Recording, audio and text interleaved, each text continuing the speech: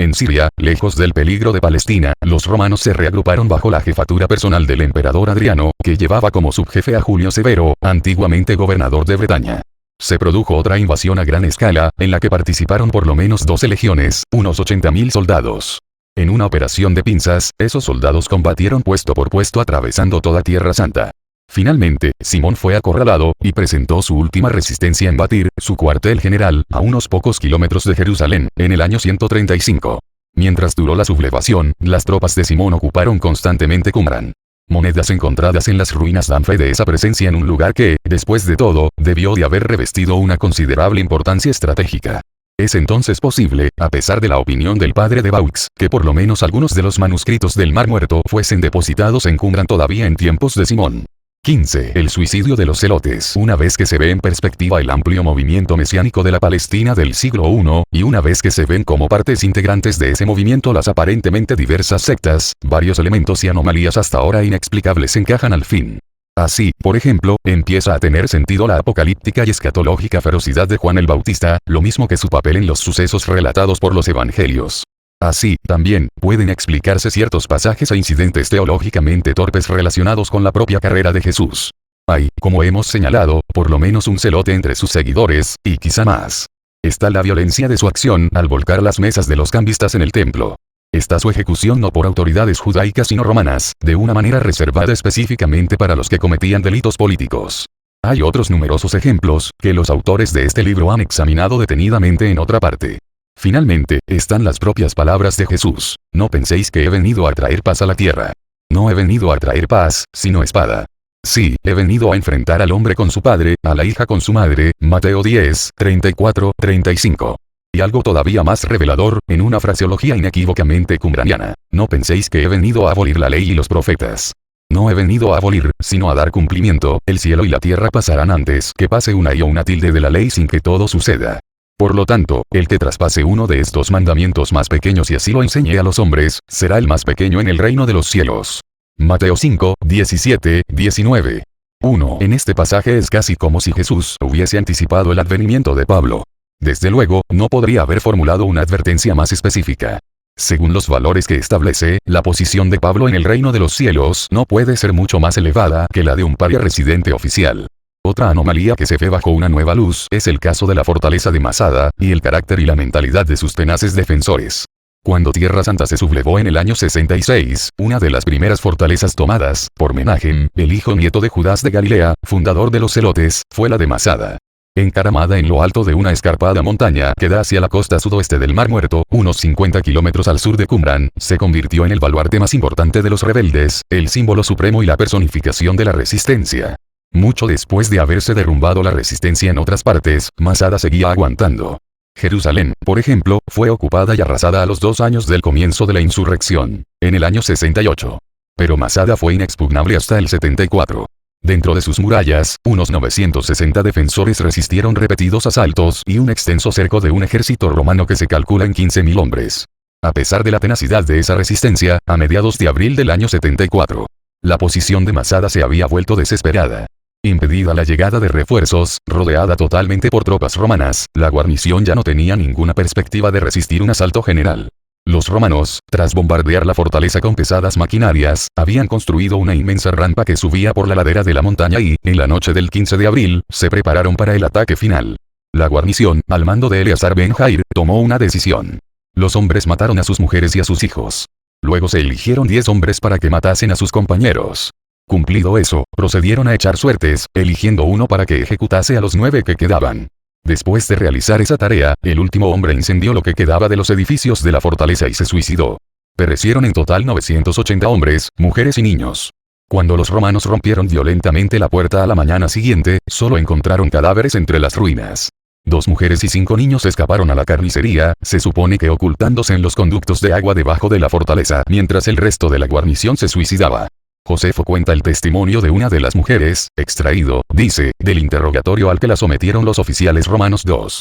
Según Josefo, la mujer ofreció un relato detallado de lo que había ocurrido durante la última noche del sitio.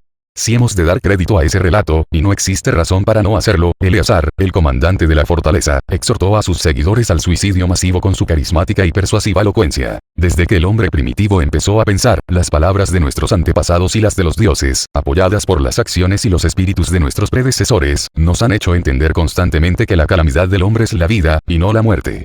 La muerte da libertad a nuestras almas y las deja irse a su propia y pura casa, donde no conocerán calamidades. Pero mientras están confinadas dentro de un cuerpo mortal y comparten sus miserias, en estricta verdad están muertas. Porque la asociación de lo divino con lo mortal es muy impropia. El alma puede, por supuesto, hacer mucho cuando está aprisionada en el cuerpo. Hace del cuerpo su gran órgano del sentir, moviéndolo de manera invisible e impulsándolo en sus acciones más allá del alcance de la naturaleza mortal. Pero cuando se libera del peso que la arrastra hacia la tierra y se le cuelga alrededor, el alma vuelve a su lugar natural y en verdad adquiere un poder bendito y una fuerza completamente libre, y permanece tan invisible a los ojos humanos como el mismo Dios. Ni siquiera cuando está en el cuerpo se la puede mirar, no se la advierte cuando entra y no se la ve cuando se va, y tiene una naturaleza imperecedera pero produce cambios en el cuerpo, pues todo lo que el alma toca vive y florece, todo lo que abandona se marchita y muere, tal es la sobreabundancia que tiene de inmortalidad. 3. Según Josefo, Eleazar concluye, muramos sin ser esclavos de nuestros enemigos, y dejemos este mundo como hombres libres en compañía de nuestras mujeres e hijos. Eso es lo que ordena la ley 4. A veces Josefo es poco fiable. Pero cuando eso ocurre, se nota. En esta ocasión, no hay ninguna razón para dudar de su palabra, y las excavaciones de Masada llevadas a cabo en los años 60, tienden a apoyar su versión de los hechos. Es, desde luego, probable que se haya tomado alguna licencia poética y adornado un poco los discursos de Eleazar, haciéndolos quizá más elocuentes, e interminables, de lo que fueron. Pero el tenor general de la narración parece verdadero, y ha sido aceptado siempre por los historiadores. Más aún, Josefo tenía una comprensión única y directa de la mentalidad que dictó el suicidio masivo en Masada. En los comienzos de la sublevación él mismo había sido un comandante rebelde en Galilea. En el año 67, sus fuerzas fueron sitiadas en Jotapata, ahora Yodefat, cerca de Seforis, por los romanos al mando de Vespasiano. Cuando cayó el pueblo, muchos defensores se suicidaron para no dejarse capturar. Muchos otros, incluyendo a Josefo, huyeron y se ocultaron en cuevas. Según su propio relato, se encontró en una cueva con otros 40 fugitivos. Allí, como en Masada, se echó a suertes quién debía matar a sus compañeros. Fuera por casualidad, como sugiere Josefo, o por la divina providencia, o quizá por alguna trampa de la que uno u otro fueron cómplices, él y otro hombre terminaron como únicos sobrevivientes. Persuadió a su compañero para que se entregase, y luego él mismo se pasó al bando de los romanos victoriosos. 5. No sale de la aventura con una imagen muy loable, por supuesto. Pero aunque él mismo no pudiese estar a la altura de ellos, no le eran extrañas las actitudes de los celotes, incluyendo su preparación para la autoinmolación en nombre de la ley. En realidad, gobernaba esa autoinmolación una lógica bastante sofisticada, que no habría resultado muy evidente a los lectores de Josefo de esa época o posteriores. Eisenman explica los suicidios masivos de Masada, Gamala y otros sitios como producto, en definitiva, del concepto especialmente celote de la resurrección. Ese concepto provenía ante todo de dos profetas del Antiguo Testamento, Daniel y Ezequiel, cuyos textos aparecieron entre los manuscritos del Mar Muerto en Qumran. Daniel 12:2, fue el primero en expresar el concepto en forma elaborada. Muchos de los que duermen en el polvo de la tierra se despertarán, unos para la vida eterna, otros para el oprobio, para el horror eterno. Habla también de un inminente reino de los cielos, y de un fin de los tiempos, del advenimiento de un príncipe ungido, de un hijo de hombre al que se le dio imperio, honor y reino. Daniel 7:13-14. En Ezequiel, el pasaje pertinente es la famosa visión del valle lleno de huesos secos, todos los cuales, anuncia Dios, vivirán de nuevo. Os haré salir de vuestras tumbas, y os llevaré de nuevo al suelo de Israel. Sabréis que yo soy Yahvé cuando abra vuestras tumbas y os haga salir de vuestras tumbas, infundiré mi espíritu en vosotros y viviréis. Ezequiel 37:12-14. Tan importante se consideraba este pasaje que se encontró una copia enterrada debajo del suelo de la sinagoga, en Masada 6. El concepto de la resurrección derivado de Daniel y Ezequiel fue tomado y adoptado por los primeros fanáticos de la ley, los macabeos. Así, en el segundo libro de Macabeos, se utiliza para alentar el martirio por respeto a la ley. En 2 Macabeos 14:42, un anciano de Jerusalén se mata para no ser capturado y sufrir afrentas indignas de su nobleza. En 2 Macabeos 6:18 y ss. Un sacerdote y maestro de la ley se mata como ejemplo noble al morir generosamente, por las leyes venerables y santas. Ese incidente, según Eisenman, es el prototipo para el establecimiento, más tarde, de la mentalidad celote. El principio encuentra su expresión más acabada en 2 Macabeos 7, donde 7 hermanos se someten a la muerte por tortura antes que transgredir la ley. Dijo un hermano: nos privas de la vida presente, pero el Rey del mundo a nosotros que morimos por sus leyes, nos resucitará a una vida eterna. Otro dijo, por donde el cielo poseo estos miembros, por sus leyes los desdeño y de él espero recibirlos de nuevo. El siguiente dijo a sus atormentadores, es preferible morir a manos de hombres con la esperanza que Dios otorga de ser resucitados de nuevo por él. Para ti, en cambio, no habrá resurrección a la vida. Ahí está, entonces, en el precristiano libro de Macabeos, el principio de la resurrección corporal que figurará de manera tan saliente en la posterior teología cristiana. Pero en realidad solo pertenece, como aclara el tercero de los discursos, a los justos, a los celosos de la ley. Pero hay otro detalle pertinente en el pasaje dedicado a la muerte de los 7 hermanos. Justo cuando están a punto de ejecutar al último, llevan a la madre para que lo vea. Le han aconsejado a ella que le suplique a su hijo que se someta y se salve. Ella en cambio le dice, acepta la muerte, para que vuelva yo a encontrarte con tus hermanos en la misericordia. 2 Macabeos 7, 29. Al final de los tiempos, los que mueran juntos resucitarán juntos. Por lo tanto, Eleazar, cuando exhorta a la guarnición de Masada, les pide morir en compañía de nuestras mujeres e hijos. Eso es lo que la ley ordena. No la ley del sistema saduceo o del judaísmo posterior, solo la ley de los llamados celotes. Si las mujeres y los niños de la fortaleza hubiesen quedado vivos, los romanos victoriosos no los habrían exterminado. Pero ellas habrían sido separadas de sus hombres y entre sí. Y muchas habrían sido esclavizadas, violadas, consignadas a burdeles del ejército romano y por lo tanto manchadas, privadas de su pureza ritual según la ley. En Masada, la separación y la violación eran más temidas que la muerte, puesto que la muerte, para los justos, solo habría sido temporal. Allí aparece, entonces, entre los feroces defensores de Masada, un principio de resurrección corporal prácticamente idéntico al del cristianismo posterior. No es fácil asociar la guarnición que defendió a Masada con las imágenes tradicionales de esenios apacibles y amantes de la paz que, según los partidarios del consenso, formaban la comunidad de Qumran. Y efectivamente, como hemos señalado, los partidarios del consenso siguen insistiendo en que no puede haber existido ninguna relación entre la comunidad de Qumran y la fortaleza de Masada, a pesar del descubrimiento en Masada de textos idénticos a algunos de los encontrados en Qumran y, al menos en 2 casos, en ningún otro sitio, y a pesar del uso, por parte de los defensores de Masada, de exactamente el mismo calendario utilizado en el material de Qumran. Un calendario solar único, que contrasta con el calendario lunar del sistema oficial saduceo y del posterior judaísmo rabínico.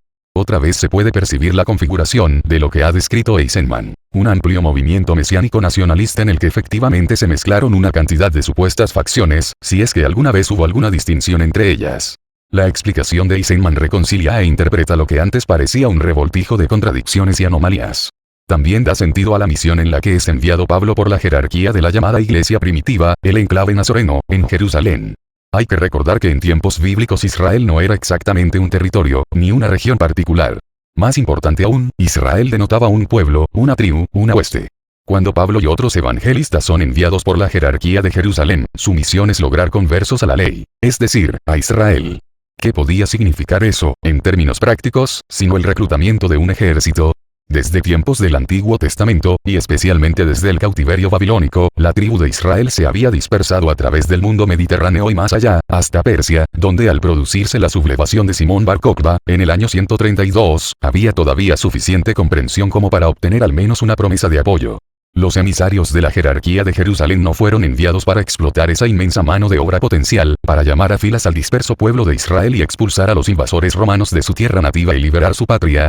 Y Pablo, al predicar una religión enteramente nueva en vez de reclutar a más gente, estaba, realmente, despolitizando, desmilitarizando y castrando el movimiento 7.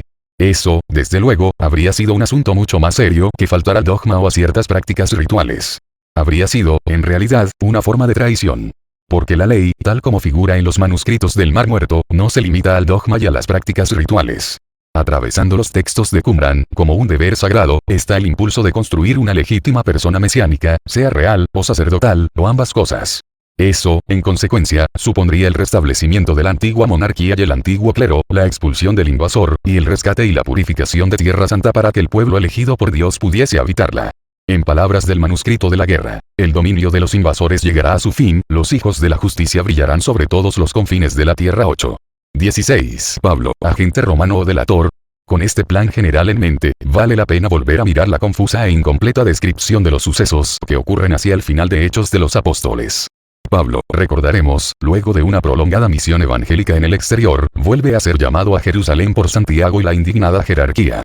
Percibiendo el peligro, sus partidarios inmediatos lo exhortan repetidas veces, en cada etapa de su itinerario, a que no vaya. Pero Pablo, que no es hombre de eludir enfrentamientos, hace oídos sordos a esas súplicas. Se reúne con Santiago y otros integrantes de la jefatura de la comunidad, y vuelve a ser castigado por laxitud en su observancia de la ley. Hechos no registra la respuesta de Pablo a esas acusaciones, pero pareciera, por lo que sigue, que perjura negando las acusaciones, que sus epístolas muestran como justificadas 1. En otras palabras, reconoce la magnitud de su ofensa, y por intensa que sea su integridad, por fanática que sea su lealtad a su versión de Jesús, reconoce que esta vez es necesaria alguna forma de arreglo. Así, cuando se le pide que se purifique durante 7 días y muestre de ese modo la injusticia de las acusaciones de las que es objeto, de buena gana consiente en hacerlo. Eisenman sugiere que Santiago quizás sabía cuál era la verdadera situación y que quizás se utilizó a Pablo. Si se hubiera negado al ritual de purificación, equivaldría a declararse abiertamente en contra de la ley. Al aceptar el ritual se convertía, aún más que antes, en el mentiroso del comentario de Habacuc. Fuera cual fuese su proceder, se habría condenado, quizá lo que buscaba Santiago, precisamente 2. En todo caso, y a pesar de su autopurificación exculpatoria, Pablo sigue inspirando enemistad en los celosos de la ley, quienes, unos días más tarde, lo atacan en el templo. Proclaman, es el hombre que va enseñando a todos por todas partes, contra la ley. Hechos 21, 28.